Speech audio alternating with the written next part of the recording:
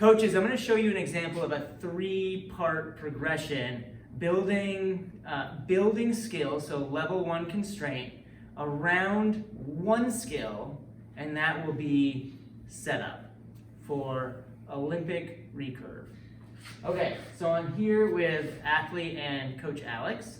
And Alex, we've put some tape right here on your draw side, just to the side of your midline. And we've also put a piece of tape here on the bicep. Alex, I want you to go to set position. And the first part of this progression, so step 1, coaches, is going to be Alex going through set and setup for 3 minutes doing this activity called peekaboo. And peekaboo is he'll come up, and then to finish setup, go ahead and finish. As Alex finishes setup, this tape should be hidden from view in the mirror while the bicep tape is still somewhat visible. Is that true for you, Alex? It is now. Okay, great. So let's try that again. I want you to do 5 repetitions with the peekaboo.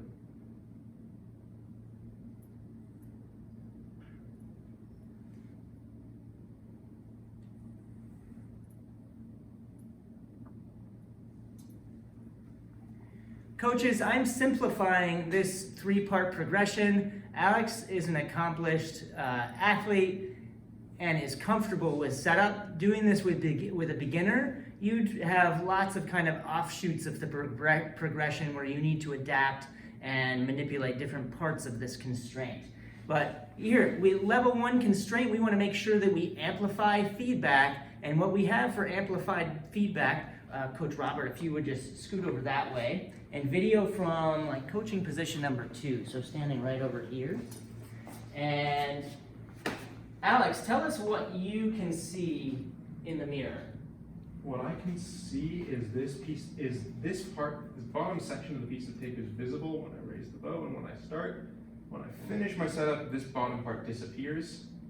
And this one kind of gets hidden behind my hand usually. Okay. So if I set my hand properly, my hand is just out of the way. Okay. So we have some amplified feedback here. Alex is getting feedback from the mirror that, if I'm correct, you would not normally be getting that feedback. Right. If the mirror wasn't there. Right. What I'm running, in my case especially, is this hand. When I'm working with the body, it tends to drift over this way a little bit. Aha! So we have some added benefit. Alex is discovering other parts to do with setup than my intention, and that's fantastic. That's what the wonderful part about these constraints are. All right, great. So there would be step 1 of a 3-part progression. All right, we're going to follow it up with a little bit of reflection asking, question asking like that. And we would go for longer than just a few reps like this. This might be 5 minutes. Then for step 2, I'm going to have Alex use a stretch band.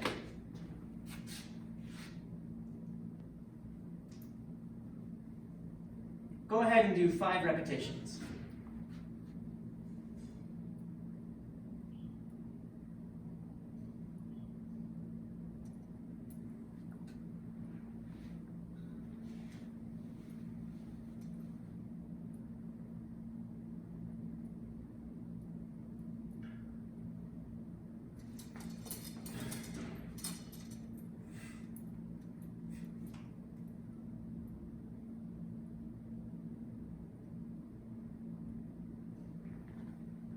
And Alex, tell me, did you discover anything? What did you discover during those 5 reps? No, it wasn't that long to explore.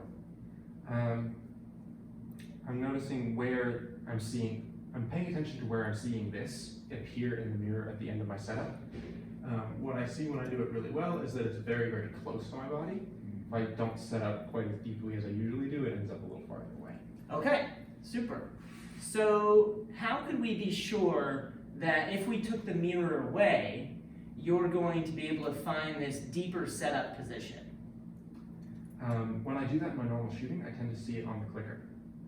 Okay. I see it watching the clicker during my setup. At the end of my setup, I'm watching my clicker. Okay. When I transition it through to anchor, my eyes shift back to the target. Okay. So without the clicker and without the mirror, how could you get to a point where you're feeling really confident that you're in that point? in that optimal position at the end of setup. Let me do this with my eyes closed and see what it does. Got it. And Coach Robert, let's scoot over this way again. Thank you. I notice it in the degree of movement of my scapula across the back. Okay. How far it moves. Okay. If it's moved up until it's kind of squishing into the muscle, then it's far enough into the deep. Okay. Then it's deep enough. All right. So I want you to do that 5 more times. Let's come up with an external cue or analogous cue that you can use to drive your attention to that during setup. Okay, go ahead. So here we've moved on to really a third step of the progression where we're going to be developing a cue. And maybe that's a progression step 2.5, maybe it's a third step, but it's a step nonetheless. And from here, we could go to trying executing the cue with the stretch band. We could also go on to using a lightweight training bow, executing the cue. So there you see multiple steps of the progression working on one skill. There's something else that we could do here that I'll show you in just a moment that would also assist, especially with athletes who are not as, don't have as much experience as Alex. But first, let's check back in with Alex and ask about what Alex discovered for an external or analogous cue. So? Since what I'm feeling, to notice this is the muscle bunching up on the far side of the scapula, I'm picturing snow being piled up by a plow. Okay, so your scapula is kind of like the plow? Yep. And your spine is the snowbank? The muscle between the lower trapezius muscle is the snowbank. Okay, great. All right. So here's where we would practice that cue. Put that cue into practice with the peekaboo tape there, with the stretch band. Let's do a few. And as Alex is doing those, commanding the cue of snowplow, for example, Alex is getting feedback from the mirror to see if the tape is where it needs to be at the end of setup.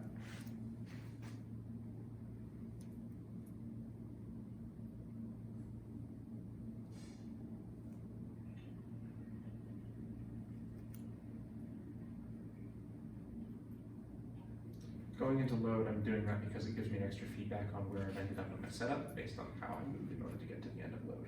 Got it. I'm just doing it to tell me where my setup is. Yeah, absolutely. What are you discovering? I'm discovering that overemphasizing the snowplow is actually causing this elbow to drop in my setup a little bit.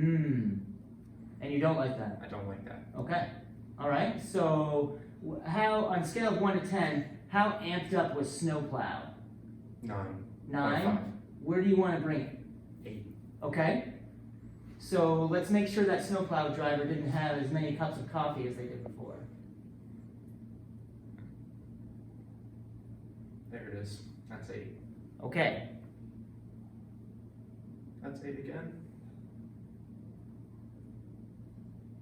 That's 8 again. Okay. I'm finding repetition here. Great. Alex, would you like to stay with the stretch band right now or try that with a lightweight training bow? Lightweight bow. Okay, so there we have another step that we could go to. We're going to imagine that you go on with a lightweight training bow. And let's just, where I'd like to head now is to just show you another direction you could head with this progression if, say, Alex was having a hard time keeping the hips steady during setup. So Alex, do a rep of setup where you've coached quite a bit. You've seen people, yep, go ahead and let those hips move. Okay, great. So Alex, I want you to take this piece of tape and just place it maybe right about here on the hip, exactly.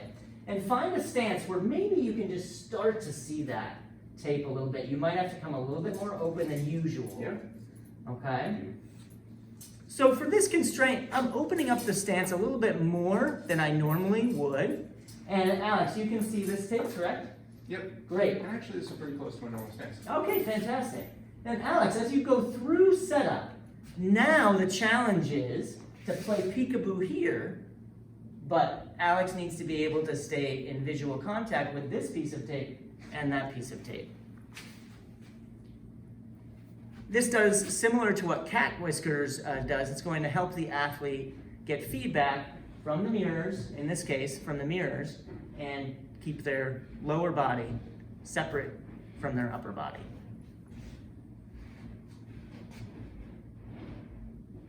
And Alex, you were already accomplished at keeping your lower body still, but doing this, does it amplify feedback for you in any way? It does, especially in this case, I've got the tape. I can only see the very tiniest sliver of the tape, so if I shift that much, it disappears. Ah. It's just a couple of millimeters of shift, but it disappears. Huh. So it gives me just the last little bit, so I'm not even able to do this without losing the tape. Huh. I have to be perfect. And when it does stay visible, how does that change the feeling? I know you've only done it a few times, but how does that change the feeling of the shot?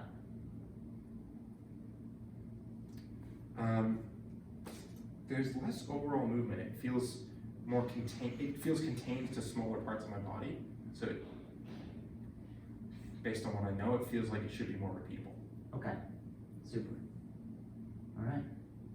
So coaches, there we have a progression where we went through body and band. We could have got to the bow, and just for the sake of time, we chose not to, but you see 3 or 4 different steps in there for how we can use the 3B pathway with a level 1 constraint that aids the athlete, aid being amplify feedback, and it also destabilizes the athlete. Alex was destabilized by the tape here, and also by the cues that we set up and the tape up here. The mirror provides a lot of feedback, and that destabilization invites new movement solutions. So Alex felt destabilized around that snowplow being too amped up, if you will, and backed off that snowplow from a 9.5 to an 8, was it? Yep. And found that was their optimal kind of zone for setup in there. All right, I hope this was helpful, and reach out if you have any questions.